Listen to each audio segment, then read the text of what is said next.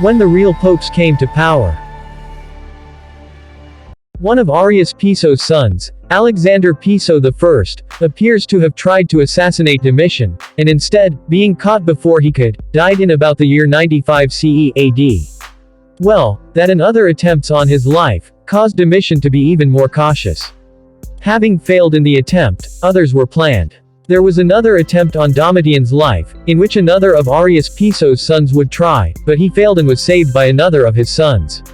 Finally, with the help of Domitian's wife, Domitia, his chamberlain and the Praetorian Prefect, he was assassinated in 96 CE AD. It appears that in some way, Pliny the Younger too, was instrumental in his assassination. As the family, in certain writings, appears to honor or congratulate Pliny in association with Domitian. Once the family had gotten rid of Domitian, they had already planned on who they wanted to replace him, and installed Nerva as emperor. Thereupon, Nerva recalled the Pisos back to Rome. Nerva was elderly, which is one of the factors for choosing him. He may have also had a terminal disease, giving them the guarantee that he would not be ruling for long. They mainly wanted Trajan, a relative of Nerva, as emperor.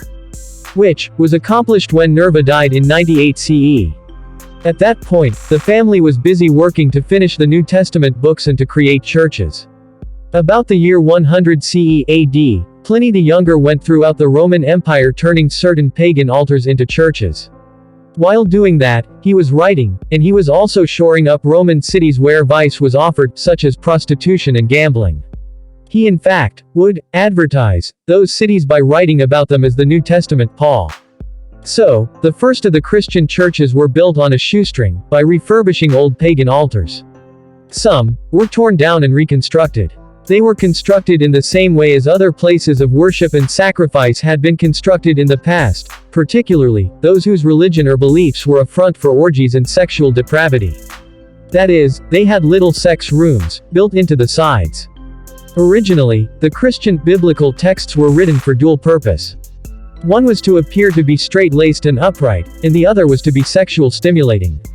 It depended upon the person reading those texts in the original language, and whether or not they wanted to read it one way or the other, as long as the person reading it understood the royal language. Their first attempts at getting people to join their churches was probably geared towards making believers think that if they believed, they would be somehow better than other people, and perhaps get a reward for their belief, etc. However, this approach just was not getting results. People were not going to the churches, and they were not giving enough to the churches to make them profitable. The family had to figure out a way to help keep the churches up and running and still bring in a good profit. That is when they switched to Plan B. They turned the churches into brothels, with the appearance of being a religion. This was nothing new, even the temple in Jerusalem was doing this, as well as a number of other early religions. All of this was happening between the year 100 and 118 CE AD. When the people of the sites in which the early churches were found out that they were brothels, they ran them out of town. And thus, Christianity had fizzled out. The family had gotten away with there not being an actual pope in Rome for so long that none of the family members wanted to do that. Remember, none of them actually believed the things that they were writing about, as they knew it was all fiction. Any of them who would act as an actual pope or bishop of Rome, would have no real power and no real function when there were no churches or believers. Those who have studied history have wondered why there is a written church history, and church fathers writing, but there was so many other things missing between the early 2nd century and the time of Constantine.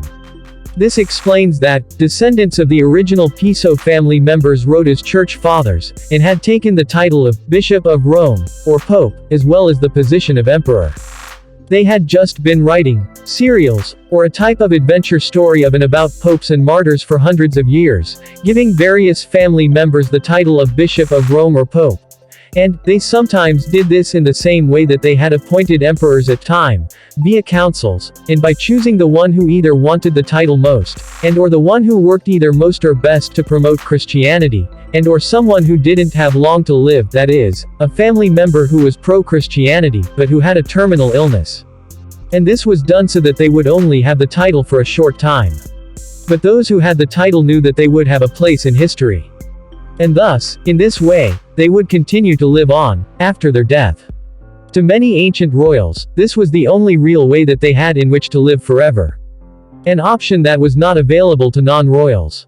It had not been a priority of mine or even of my fellow researchers of the true nature of ancient history to determine just which of the popes had become the first to be a real, actual pope, with ritual duties and who would run the various churches from Rome for the first time. However, I think that we can systematically narrow it down and finally find out just who that individual was. Knowing what I and others now know, we can narrow that down to someone after Emperor Constantine I had become emperor. And, it probably took a while before actual churches were built and they began to have enough members to them pay. One thing is certain, it did not happen, until Christianity had established real churches. But even while churches were being built and established, the same problem that Arrius Piso and Pliny the Younger had back in their day, still existed. The problem of witnesses and evidence that could expose Christianity as a fraud, the Jews and their Talmud. So, those royal Romans who were descendants of Arrius Piso and Pliny the Younger, who inherited their works and who were trying to start the church again, needed to find a solution to what could easily destroy their hard work. This is why they set out to find a viable plan to rid themselves of the Jews, who no longer lived within Roman territory, but who mainly lived in relative safety, being protected and given sanctuary by the rulers of Persia, where the Jews had continued writing the Talmud, and producing many more copies of it. This was a threat to those who were planning to profit from Christianity. They knew that they had been able to wipe out most of the Jews in earlier attempts, and that they had succeeded in expelling them from the Roman Empire. But now that most of the surviving Jews were now located beyond Rome's reach, they had to think of some other way. Since they themselves could not reach the Jews to destroy them, they had planned to get the Arabs to do it for them. And the answer to that was to create yet another religion that would instruct the Arabs to be friendly to Christians, and yet, desire to kill the Jews. It took a long time after the time of Constantine to create that new religion and to implement it, but they managed to do this by creating Islam. Just as the Romans made Christianity appear to have been a branch of Judaism, thus, making it appear to have nothing to do with them, they made Islam appear to be an entirely original Arab religion. And, it worked, at first. And then, it backfired. This plan was the real reason why, beginning with Constantine, Constantinople and other cities in the eastern part of the Roman Empire were being fortified and expanded. One is that they needed to be able to introduce the religion of Islam to parts of the Arab world, so that it could catch on. And, since it was originally geared to get the Arabs to kill the Jews, they wanted Roman troops to be stationed in places close to Persia, so that if asked to help with the extermination of the Jews, the Romans could help the Arabs with that. Tracing the history of Islam, that is, its beginnings is very complex, but, remember, uncovering the truth about Christianity was no easy task either, yet that has been done. However, we can trace the earliest introduction of Islam back to Syria, which was a Roman-held country. There had to be a well-orchestrated plan in order to get this religion into Persia and to get it off the ground. They had to make it appear to be something genuinely Arab. They probably had sympathizers installed in various positions of authority within certain places in Persia. Now we must remember that Rome held many areas which were close to the Arab world at the time, including Egypt to the south, all the way up to Syria in the north. And Constantinople was a key area as well for several reasons. This was a strategic move on the part of the royal Roman oligarchy, to fortify the eastern territories of the Roman Empire. And, just as it had taken a very long time for Christianity to be established, and the Roman royals knew that, they had work to try and expedite the establishment of Islam. Just as the New Testament character, Jesus, was a created composite character, so it appears that Muhammad was likewise a created character. And, just as behind the character of Jesus, there was a real person, Arrius Piso. So also there was probably a real person who was called Muhammad, and just to make the illusion complete, this Muhammad was given a family tree, and even has recorded descendants. But, like I said, the original idea for Islam was for it to make the Arabs want to kill the Jews, while still being friendly to the Christians. However, the rulers in the East were not stupid. And they began to change the religion into one that they wanted. Which is why instead of all of the Jews being destroyed, the Arabs, via Islam, began to fight Christians.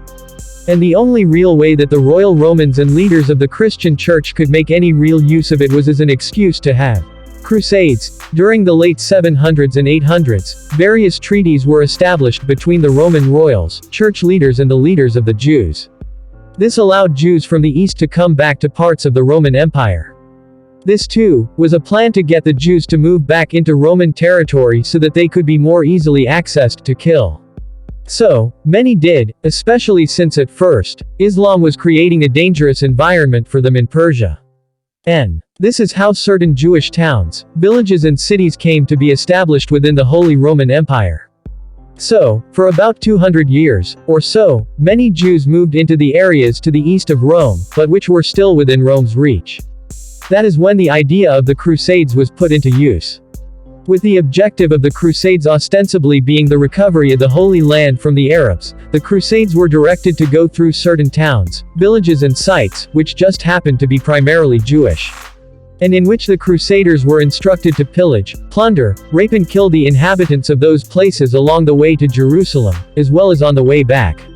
The Crusaders were instructed to bring back all that they had plundered and to destroy as much as they could, often leaving those places that they had visited, razed to the ground.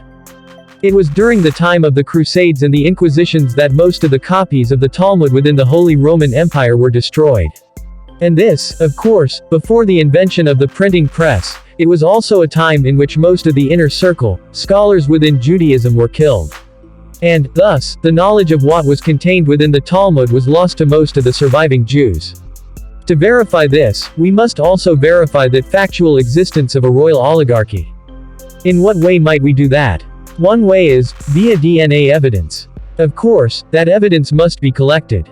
And that in itself, may prove difficult. Why? Because what we would need evidence of and access to is of various popes, their physical remains, and the Vatican has provenance over such evidence. That is, many of those whom we would need to get samples of DNA from might not be granted to anyone, if the Roman Catholic Church has a say in it.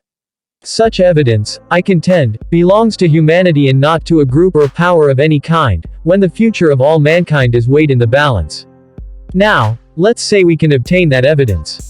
Then what? One of the first things that would give us validation is that two or more individuals who were not supposed to be related, are found to be related. Another thing that we have found in examining this ancient fraud is that alias names and pen names were often used. This was done by those ancient royals who did the writing, and aliases were also used to hide the true identities of those being written about. Rulers, and their families, for example, were being written about, via aliases. And popes, we know, chose a different name for themselves as pope, a papal name. And, though this appeared on the surface to have no real rhyme or reason, other than a story given by popes themselves, such as they chose a name of an earlier pope that they had admired. Was there a real reason for the names that they chose? Maybe not always, but in many instances, I have found that the names chosen by popes were names which their ancestors, who were also popes, had used. Interesting. Certainly, but it is even more telling, than simply something of interest. It is evidence that certain branches of families held power within the Roman Catholic Church and shared that power with only certain other branches. And, they had shared common ancestry. What does that mean? It means that if this is what was happening, that these popes were well aware of their mutual ancestry, and that the only way that this would have been allowed within the Roman Empire or the Holy Roman Empire was if the rulers allowed it, meaning that they too, must have known that all these popes were related to each other and had the same common ancestry. And even more astounding is that the popes shared the same common ancestry with those emperors as well. Thus, we must test family lines and individual popes and other rulers, such as emperors and or their family members. And, we need to take this line of study back as far as we can. My studies, as well as that of others, have given us the ability to trace these individuals back and connect their families, via genealogy. And this is because they left us records that allow us to do that. They could not do this in an obvious way, of course. The reason? They would have been found out during their own lifetime and would have been swiftly overthrown. All of the things that they did, were things that they had to do in order to keep the system crafted by their ancient ancestors going. Thanks for watching. Please, like and subscribe.